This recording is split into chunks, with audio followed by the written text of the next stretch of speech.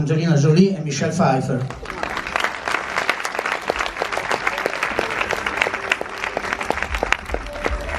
Allora, abbiamo 35 minuti per la nostra conversazione. Sì, non cominciate a prenotarvi ora perché altrimenti poi lo dimentico. Cosa vi ha incuriosito, appassionato di queste figure da favola? Channel 2 for the We're going to transmission. fix hers, and I'll try to answer while we're fixing our shows. So the question is more about playing the complex characters and our choice of choosing to make the film, and that they have. And I think in a way the answer is in the question, which is that they are very complex characters, and so a real joy to play. About the film is there are strong women, there are also very strong men in the film who are the characters that we love, that we learn from, and that support us. So I think both for men and women it's a strong representation. We tried to have a lot of diversity in the film as well, and speak of the strength of that. And for the female characters, there are 3 different women, all strong in 3 very different ways, and all struggling in 3 very different ways. So women are complex. Michelle? I'm terrible with all these gadgets, aren't I? I think, Angie explained it perfectly well, and it's interesting that I miss Aurora, that she's not here with us today, but we all are very powerful and very strong and in very different ways, and in many ways we always say that Aurora is the wisest and ultimately the most resilient and the strongest of the 3 of us. In questa storia si ragiona anche sulla dimensione della maternità, no? La maternità intesa in modo diverso dalle 2 protagoniste. Avete voglia di così soffermarvi su questo aspetto che fa parte del film, al di là degli effetti speciali e di tutto il resto?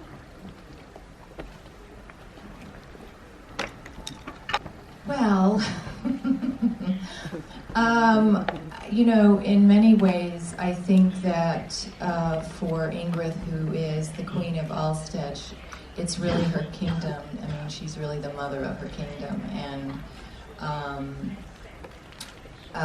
takes it obviously very seriously, and has vowed to protect the kingdom and the people of the kingdom, and at any cost, really, and is, and sometimes when you're a leader you have to make sacrifices for the greater good. Well, I think Maleficent's character came to motherhood in such an unusual way, in that she probably believed she could never be a mother. And in many ways that was me. When I was young, I never thought I'd be good enough as a person to be somebody's mother. And maybe my mom used to say that's why I might be a good one, because it meant so much, and I was worried.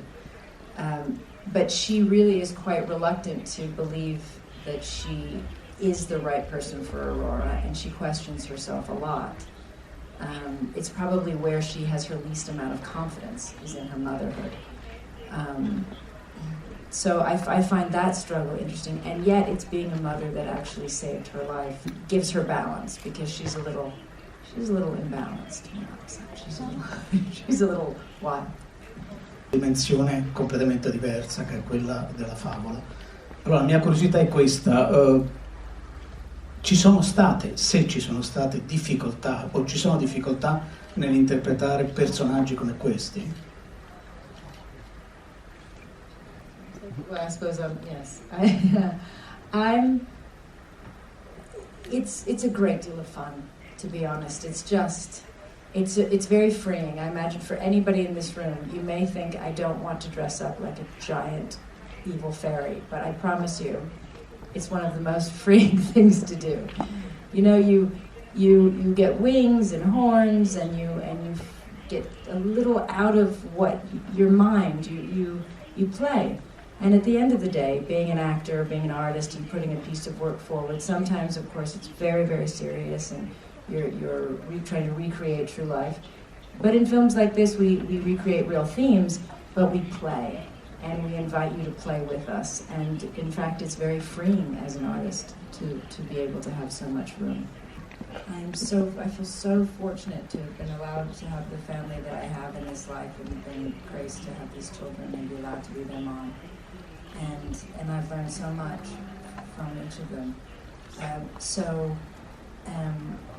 it did, of course it strikes a chord, and we intentionally did that. And I think in a way, it was the way Michelle really committed to, you know, that line stings Maleficent because of the way she committed to selling it, and she hit me with it hard, which I think was, but I think we could do it in a way. We could have that fight in the film because we are both mothers that are not just mothers of blood, and so because we have that in common, I think we could have that and go that far in that moment together, having an understanding we're both. Questions, no, I mean, you don't get exactly that question. It's a little more subtle than that, but you hear that from people. Your real mother, your real child, and it stings, and it's just, it's ignorance, really, you know, and that's the way I played it as innocently as I could. Aging gracefully. I mean, I don't know, you do the best you can, you know. It's there's a lot of pressure on women to not age gracefully. We all do our best.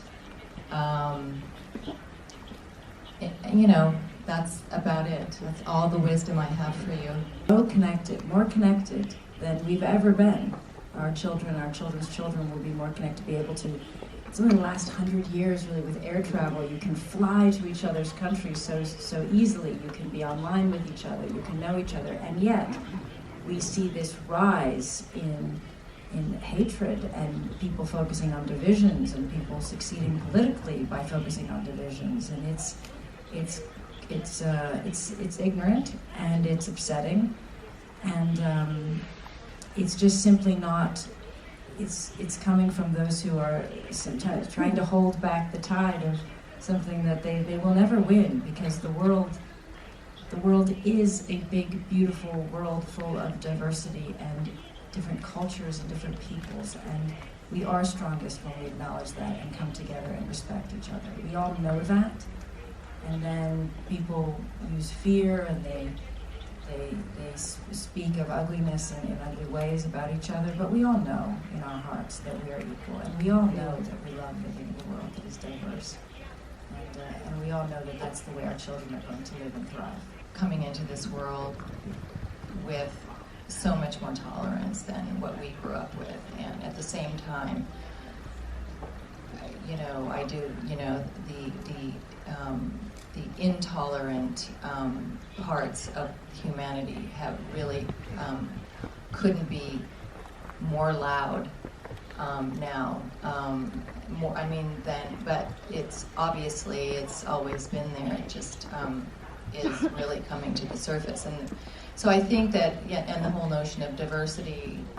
Cioè, se le donne come attrici stanno conquistando maggiori ruoli da protagoniste, forse in passato magari sarebbero state degli uomini, non Malefica, ma magari il re, il cattivo della storia. So since we can't hear, could you pass the microphone back? The question is for both of you. The question is for both of you, and she's asking if, you know, there are three women in the movie, and is this a result of the revolutions that kind of have been happening in Hollywood with women and how they've been gaining power? And if maybe this movie was done a few years ago, would it have been three men instead of three women? No, that's 6 years ago. It was myself and Elle, so it was still a female-led film, and in fact, it's more that the villain in the film is a woman as well. So that's you could see it both ways, I suppose. But as I was trying to point out, you know, I think to us the important thing is, yes, there are strong women, which I think I do think it was just to the story, but I think it was also just maybe it will hopefully be received and seen and appreciated. The strength of the women may be appreciated a little bit differently today. But I also hope that the relationships with the men in the film are seen as what they are, which is how much we learn from them and how much they are our partners and we love them. And the strongest character in the film chooses very much to have a family and marry a man and love him, and he's a good man. And in fact, we all have interesting relationships with men. So I think that's important. Well, I think that the film is happening at just the right time. You know, and I think what Aurora actually stands for is very feminist in that she really is the one who can have it all. You know, she will rule her kingdom, and she will perhaps both kingdoms, who knows, because now that we're joining, and she'll have a family, and which isn't really anything that you and I have really had. I mean, yeah. And I think also it's that we made a real choice. There was a discussion early on in the development that Aurora would become tough. This idea that maybe you can imagine that she's going to be like Joan of Arc. She'll pick up a sword and she'll fight in the final battle. And we all thought about it and we thought, no, that's not Aurora. Aurora's strength is her softness. And it's time for the soft woman to remain soft as her strength, not to have to be a particular version of a strong woman. There's many different forms of a strong woman. A mother at home, raising her children, being soft, reading them bedtime stories, taking care of and loving everyone around her is an extremely, extremely strong woman. So I think that was very important that we wanted to put that forward, and so she would remain. She actually doesn't fight physically in this film. I'm not answering that one, I'm actually. More than one. I loved, when I was young, I was very drawn to Maleficent as a character. And I really loved the first script, so I was already in. She was I think it was the choice for Michelle to join the franchise this time. But we did question. I was very drawn to, when you have this. How do I put this simply? This idea of differences. It's not just the diversity, and as you point out, of course, my relationship with UNHCR and refugees and displaced, which, yes, absolutely. But also just, I think, for anybody who has felt different, anybody who's not been accepted for whatever reason. And I think we all have that in some way. And that is and Maleficent is told she's not good enough because she's different. And she's kind of hunted and kicked out and loses her daughter and targeted because she's different. And I think that really, really struck a chord with me, that I get very angry at that people, instead of seeing the beauty in diversity and people really thinking how much they can learn from each other and how much value we each bring to each other, especially because we are different. But those who are afraid that then cast out and cause harm to others. So if we could say that in the story and cast Maleficent out and make her that, and then allow her to come back and for her to be not different, but be exactly her and return even more her, and for that to be accepted is a good message, I think, for children. Yours were quite amazing. I loved the battle scene at the end. It was pretty spectacular, but the most uncomfortable for sure. Yeah, I was like nearly dressed, and then you had every possible piece of armor. I think mine was, well, I liked the dinner. I liked that she chose to wear about 50 dead birds to meet the in-laws. I thought that was funny.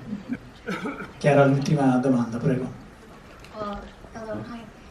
Once I've been told that in Disney movies it's very easy to define who's bad and who's good. But I think, do you think that the real revolution now for Disney, for these films, is that there are so many gray areas and you cannot really define so easily what's good and what's bad, and sometimes even the bad people are happy. Yeah, that's what I loved about the first film, and you know what that theme continues on in this film, and it's the challenge of playing any villain really in any movie, or any, you know, the bad guy or the bad woman,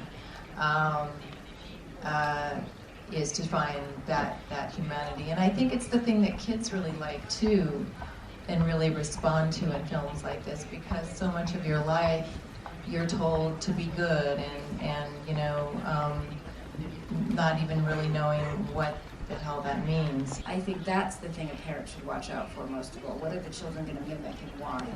And what I think is interesting, for example, in this film is when you, for example, Michelle's character, she's wicked, and it's so fun to watch that she's wicked, and she does all these bad things. End of the day, we explain that she's afraid. She's a fearful person. She's not a strong, powerful, all-powerful, brilliant person. She's afraid. She's a coward. And that is important, because for those people you see that seem like they're in charge of everything, and they're the boss, and they're tough, and they're in control, and they're so powerful and strong, to lift that curtain a little and say, actually, no, they're not so. And then yes, for someone like Maleficent to say something that you might see as frightening or different, but again, you lift that curtain, and that person might actually be capable of a lot of goodness, or maybe fighting for a very good reason.